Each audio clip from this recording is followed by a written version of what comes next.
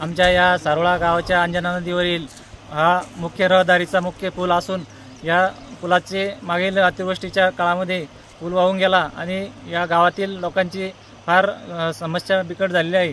दळणवळणाची सुविधा रुकलेली आहे। शेतकऱ्यांना जाण्या येण्यासाठी त्रास होतो। शाळेला विद्यार्थ्यांना शाळेत यायला त्रास होतो। 8-8 दिवस ते गैरहजर राहतात। शाळेची लोकसंख्या म्हणजे विद्यार्थी संख्या घटत चालली आणि गावकऱ्यांचा मोठा संताप होत चालला आहे। ग्रामपंचायतला देखील ते विटीस धरण्यात येत आहे आणि वारंवार ग्रामपंचायतला लोक येऊन आम्हाला ग्रामपंचायतला त्रास देत आहे किंवा तुम्ही काही याची दखल घेत नाही। आम्ही देखील यासाठी बरेच प्रयत्न करून मंत्री महोदयांना निवेदन दिले, आमदारांना निवेदन दिले आणि प्रशासनाला देखील याची कल्पना दिली, तरी देखील प्रशासक हे निधी अभावी याचे हेळसांड चालले आहे। या गावात बरंच असं आर्थिक नुकसान होत आहे आणि विद्यार्थ्यांचं देखील शाळेचं नुकसान होत आहे।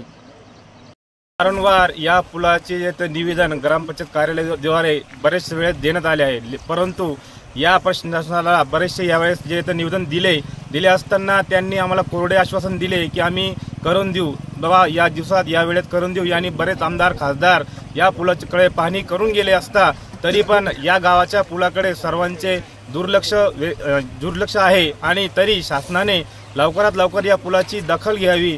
तरी मागच्या वेळेस एक इसम व्यक्ती या पुलावरून ये जाय करत असताना वाहून गेला आणि त्याचं जे प्रेत आहे ते टाकळी शिवारात सापडलं आणि तरी पण अजून सुद्धा शासन डोळे लावून बसलेले आहे।